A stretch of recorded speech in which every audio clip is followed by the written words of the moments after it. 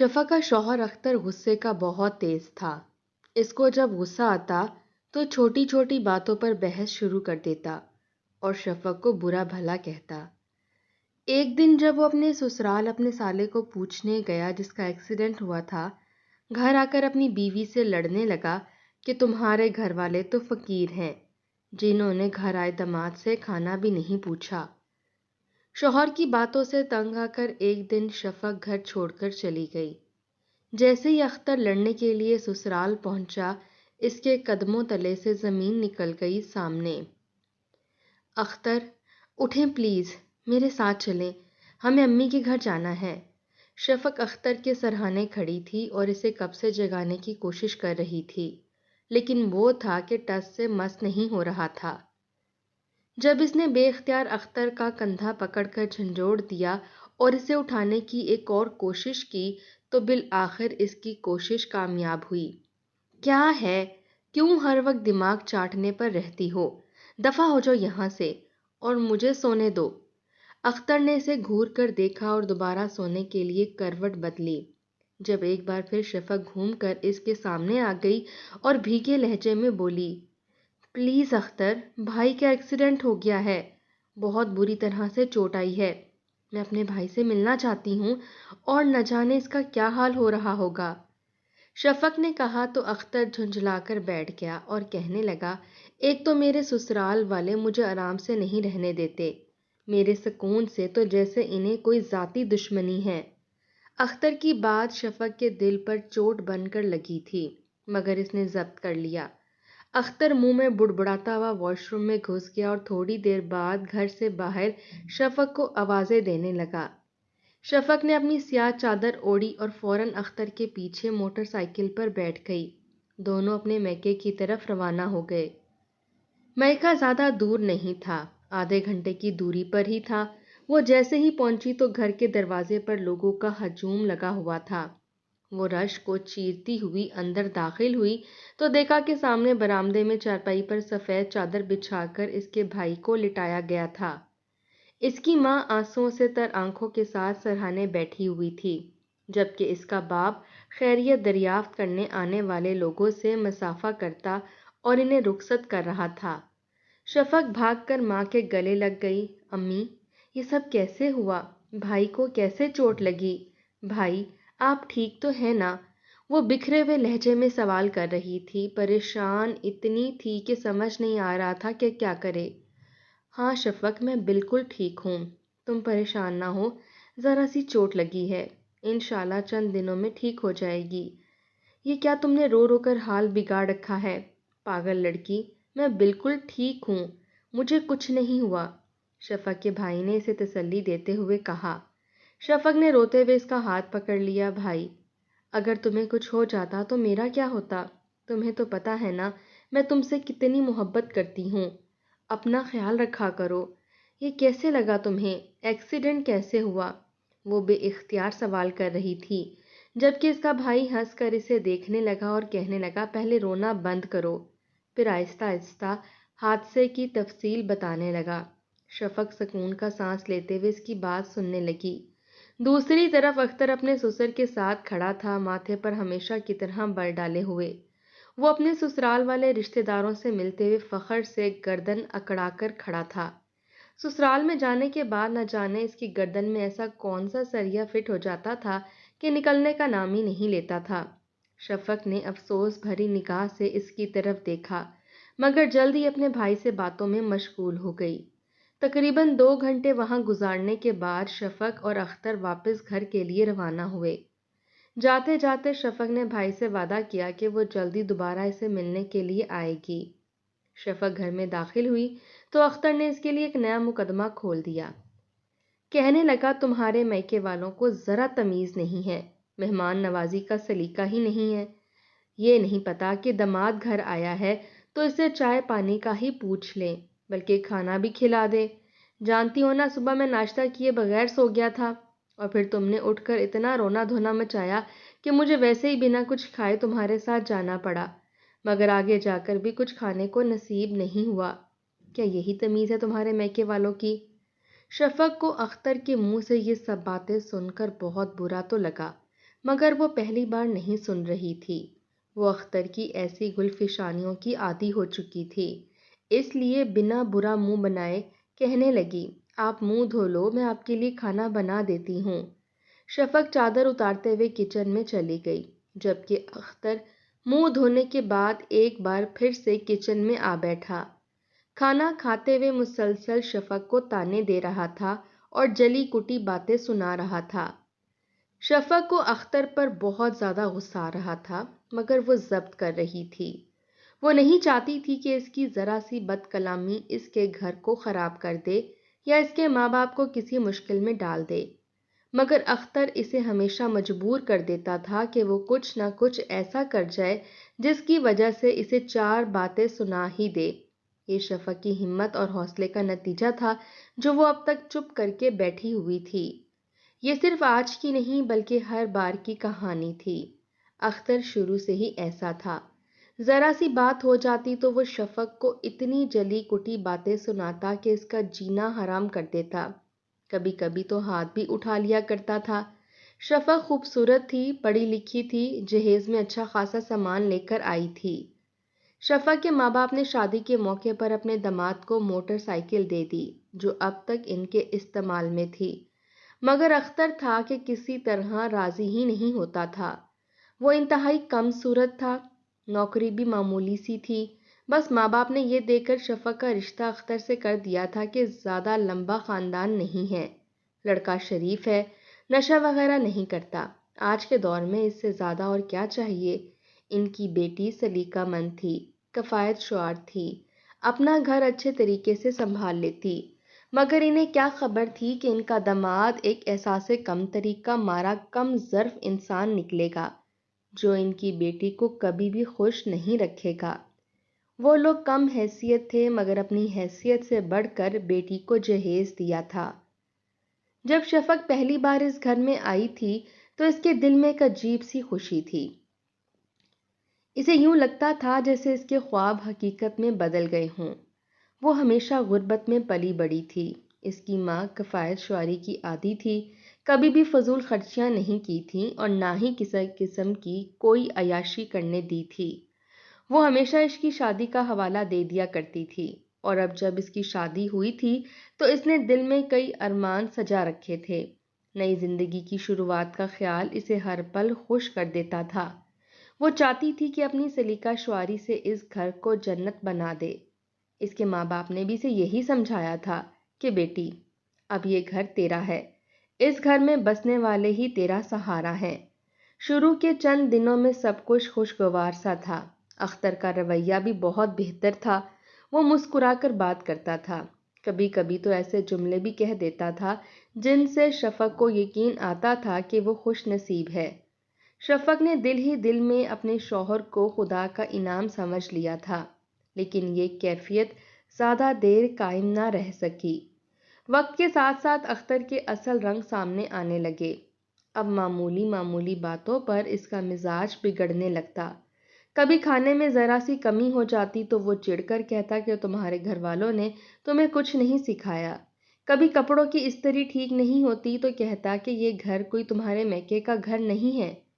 کبھی وہ بلا وجہ شفق پر آواز اونچی کر لیتا، کبھی تانا دیتا کہ تمہاری ماں نے جہیز میں کچھ خاص دیا ہی نہیں۔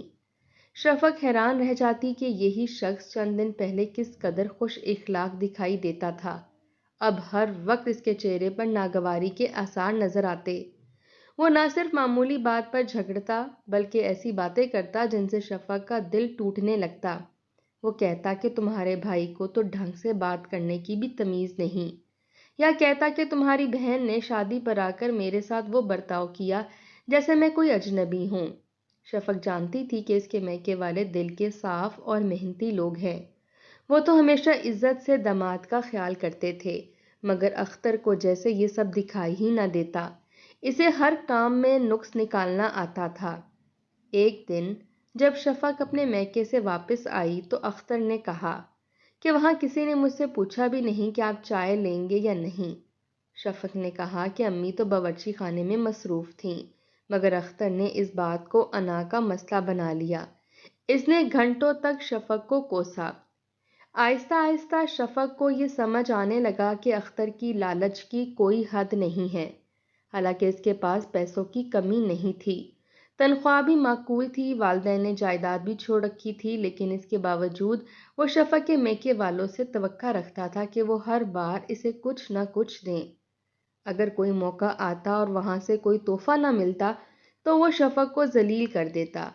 شفق نے کئی بار سمجھانے کی کوشش کی کہ میرا میکا اتنا خوشحال نہیں، میرے والد معمولی نوکری کرتے ہیں، میرے بھائی نے ابھی نوکری شروع کی ہے، مگر اختر نے کبھی اس کی بات کو اہمیت نہ دی۔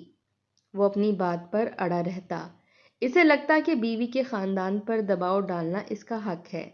شفق کا دل اکثر چاہتا کہ وہ ماں کے پاس جا کر روئے، مگر وہ جانتی تھی کہ اگر اس نے شکایت کی تو ماں باپ مزید پریشان ہو جائیں گے۔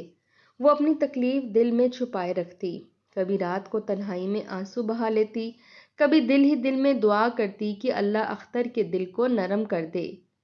اختر کی عادت تھی کہ جب بھی شفق اپنے بھائی یا بہن کی تعریف کرتی وہ جلنے لگتا۔ وہ کہتا کہ تمہیں تو اپنے گھر کی قدر ہی نہیں، ہر وقت اپنے بھائی کو سراہتی رہتی ہو۔ شفق چپ ہو جاتی، وہ بحث کو بڑھانا نہیں چاہتی تھی، اسے ڈر رہتا تھا کہ اگر بات زیادہ بڑھی تو اختر ہاتھ بھی اٹھا سکتا ہے، کیونکہ ایک دو بار وہ ایسا کر چکا تھا۔ ایک بار ایسا ہوا کہ شفق بیمار پڑ گئی، اسے بخار اور گلے میں درد رہنے لگا۔ ڈاکٹر نے دوائی لکھی، ٹیبلٹ پیناڈول ایکسٹرا دن میں 3 بار کھانے کے لیے دی گئی، مگر اختر کو اس وقت بھی شکایت تھی۔ اس نے کہا کہ تمہارے میکے والے تو تمہیں ہمیشہ بیمار ہی بھیجتے ہیں، نہ وہ تمہیں ڈھنگ کا کھانا کھلاتے ہیں نہ ہی دیکھ بھال کرتے ہیں۔ شفق یہ سن کر اندر ہی اندر ٹوٹ گئی، وہ جانتی تھی کہ اس کی ماں نے ہمیشہ اس کا خیال رکھا، مگر اختر کے سامنے وہ کوئی صفائی نہیں دے سکتی تھی۔ شفق کے ماں باپ نے بھی کچھ عرصہ بعد محسوس کرنا شروع کیا کہ بیٹی کے چہرے پر وہ پہلے جیسی چمک نہیں رہی۔ جب وہ میکے آتی تو ہنستی مسکراتی نظر آنے کی بجائے خاموش سی ہو جاتی۔ ماں پوچھتی کہ سب ٹھیک ہے نا، تو شفق کہتی سب ٹھیک ہے، مگر ماں کا دل ہوتا ہے، اسے اندازہ ہو جاتا کہ بیٹی کچھ چھپا رہی ہے۔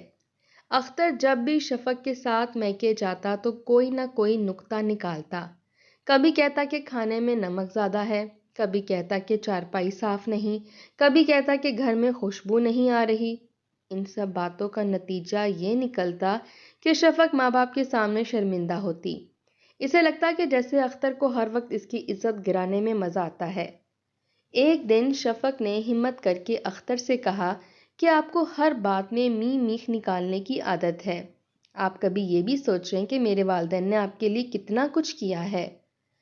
مگر اختر نے اسے ڈانٹ دیا، کہنے لگا کہ یہ سب تمہارے وہم ہیں، میں تو صرف سچ بولتا ہوں، اور پھر اس نے لمبی چوڑی تقریر کی کہ وہی سب سے عقل مند ہے۔ وقت کے ساتھ ساتھ شفق کا دل سخت ہوتا گیا، مگر وہ اپنے ماں باپ کی عزت اور اپنے گھر کے سکون کے لیے برداشت کرتی رہی۔ وہ سوچتی رہی کہ شاید کبھی اختر بدل جائے گا، شاید کبھی وہ یہ سمجھ جائے گا کہ زندگی محبت اور عزت سے چلتی ہے، نہ کہ تانوں اور لالچ سے۔ مگر دن گزرتے گئے اور اختر کی فطرت ویسی ہی رہی۔ شفق جب بھی اپنے میکے سے واپس آتی تو اختر کے رویے کا سامنا کرنے کے لیے دل مضبوط کر لیتی۔ وہ جانتی تھی کہ اب پھر کوئی نہ کوئی الزام اس پر لگے گا، کبھی یہ کہا جائے گا کہ تمہاری ماں نے میری خاطر مدارت نہیں کی، کبھی یہ کہتا کہ تمہارے بھائی نے مجھے صحیح وقت پر سلام نہیں کیا، کبھی یہ کہتا کہ تمہارے والد نے مجھے گھر کی ذمہ داریوں میں شریک نہیں کیا۔ یہ سب سن سن کر شفق کے کان پک گئے، مگر وہ جانتی تھی کہ اگر اس نے زبان کھولی تو اس کے گھر کا سکون برباد ہو جائے گا۔ اس نے فیصلہ کر لیا کہ وہ اپنی عزت نفس کو قربان کر کے بھی گھر کو بچائے گی۔ وہ رو رو کر اللہ سے دعا کرتی کہ یا اللہ مجھے صبر دے، یا اللہ میرے شوہر کو عقل دے۔ شفق نے ہر طرح کے حالات میں گزارا کیا تھا، کبھی اپنے خواب قربان کر کے، کبھی اپنے آنسو چھپا کر، کبھی اپنی ماں کی نصیحتوں کو یاد کر کے، مگر اب جیسے اس کی برداشت ختم ہو گئی تھی۔ آج جب اپنے میکے میں بھائی کی عیادت کرنے کے بعد آئی تو اختر نے تانے مارنے نہیں چھوڑے۔ اس نے کہا کہ تمہارے گھر والے کبھی سدھرنے والے نہیں، وہ لوگ جاہل ہیں، وہ لوگ فقیر ہیں، وہ لوگ مجھے کبھی عزت نہیں دے سکتے، ان کے گھر کا کھانا بھی کھانے کے قابل نہیں، تمہاری ماں کو تو کچھ آداب آتے ہی نہیں۔ ایسے الفاظ تھے جو شفق کے دل میں کانٹے بن کر چبھ گئے۔ اس کی برداشت کی حد ہو گئی تھی۔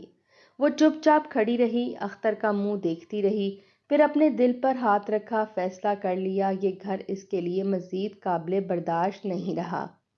وہ اپنا سامان اٹھانے لگی، اس کی آنکھوں سے آنسو بہہ نکلے۔ اس نے اپنی چادر اوڑھی اور اس گھر سے نکل آئی۔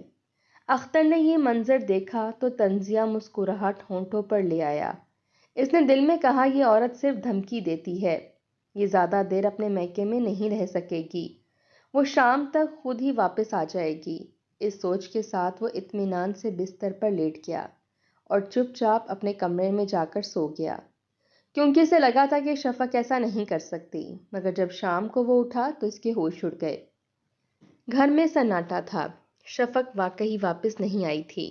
وہ پاگلوں کی طرح پورے گھر میں بھٹکتا رہا، کبھی باورچی خانے میں گیا، کبھی صحن میں نکلا، کبھی دروازہ کھول کر گلی میں جھانکا، مگر وہاں کہیں بھی شفق کی موجودگی کا کوئی نشان نہیں تھا۔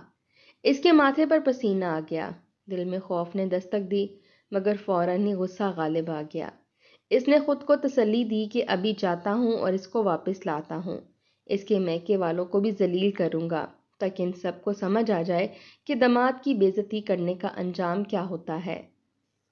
اختر نے جلدی جلدی کپڑے بدلے، موٹر سائیکل نکالی اور تیز رفتاری سے مائکے کی طرف روانہ ہو گیا۔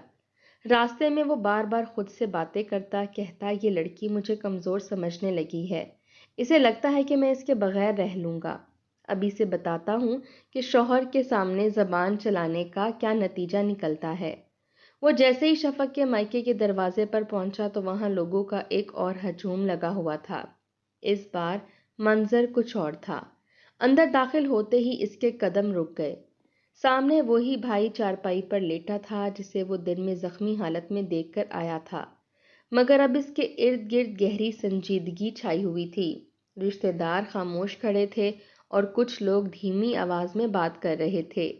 اسے اچانک یہ احساس ہوا کہ شاید حادثہ اتنا چھوٹا نہیں تھا جتنا وہ سمجھ رہا تھا۔ وہ قریب گیا تو اس نے دیکھا کہ یہ خاموشی غم یا دکھ کی وجہ سے نہیں تھی، بلکہ ایک خاص احترام کی خاموشی تھی۔ سب لوگ جھکے ہوئے سر اور سنجیدہ چہروں کے ساتھ سامنے بیٹھے ایک شخص کی طرف دیکھ رہے تھے۔ اختر نے جب نظر اٹھا کر دیکھا تو اس کی آنکھیں پھٹی کی پھٹی رہ گئیں۔ وہ کوئی عام آدمی نہیں بلکہ شہر کا سب سے بڑا بزنس مین تھا۔ اس کی شہرت دور دور تک پھیلی ہوئی تھی، لوگ اسے کامیابی اور طاقت کی علامت سمجھتے تھے۔ وہ بزنس مین شفق کے والد کے قریب بیٹھا ہوا تھا، اس کے چہرے پر غرور یا رعب کی بجائے ندامت کے آثار تھے۔ وہ بار بار ہاتھ جوڑ کر معافی مانگ رہا تھا۔ اس کی گاڑی سے صبح حادثہ ہوا تھا جس کی وجہ سے شفق کے بھائی کی یہ حالت ہوئی تھی، مگر وہ حادثے کو نظر انداز نہیں کر رہا تھا بلکہ اس کی پوری ذمہ داری قبول کر رہا تھا۔ اس نے کہا کہ علاج کے تمام اخراجات وہ خود اٹھائے گا۔ اس کے علاوہ وہ شفق کے والدین کو ایک نیا بڑا گھر اور ایک نئی گاڑی بھی تحفے کے طور پر دینا چاہتا ہے۔ اس نے کہا کہ یہ اس کی معافی کی ایک چھوٹی سی کوشش ہے۔ اس کے الفاظ سب کے دلوں پر اثر کر رہے تھے۔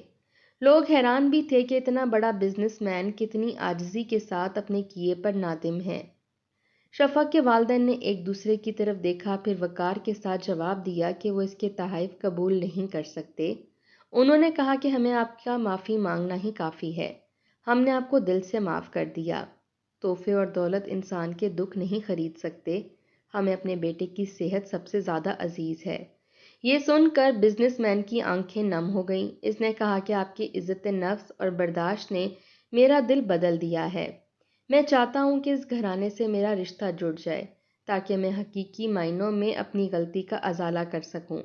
شفق خاموشی سے یہ سب کچھ دیکھ رہی تھی۔ اس نے ایک نظر اختر کی طرف ڈالی جس کے چہرے پر غصہ اور حیرت دونوں کے آثار تھے، پھر وہ سوچوں میں ڈوب گئی۔ برسوں سے وہ اختر کی بدزبانی برداشت کرتی آئی تھی، ہر دن اس کی عزت نفس پر وار ہوتا تھا، مگر آج اسے اچھی طرح سمجھ آ گیا تھا کہ عزت کے بغیر زندگی ممکن نہیں ہے۔ اس نے فیصلہ کیا کہ اب مزید یہ سب برداشت نہیں کرے گی۔ اس نے اختر سے علیحدگی اختیار کر لی۔ اس کا فیصلہ سب کے سامنے تھا۔ اختر نے شور مچایا مگر شفق کے والدین اور رشتہ دار سب اس کے ساتھ کھڑے تھے۔ بزنس مین کی بیوی پہلے ہی وفات پا چکی تھی، وہ ایک بچے کا باپ تھا۔ اسے اپنے بچے کو سنبھالنے کے لیے ایک نیک اور سمجھدار عورت کی ضرورت تھی۔ اس کی نظر میں شفق جیسی عورت ہی اس مقام کی حقدار تھی۔ اس نے شفق کے ساتھ شادی کا فیصلہ کر لیا۔ اس طرح وہ بزنس مین صرف 2 افراد کا نہیں بلکہ 2 خاندانوں کا سہارا بن گیا۔ شفق کے لیے یہ ایک نئی زندگی کا آغاز تھا، ایک ایسی زندگی جس میں عزت بھی تھی اور سکون بھی۔ وہ جان گئی کہ اصل دولت پیسہ نہیں بلکہ عزت اور محبت ہے۔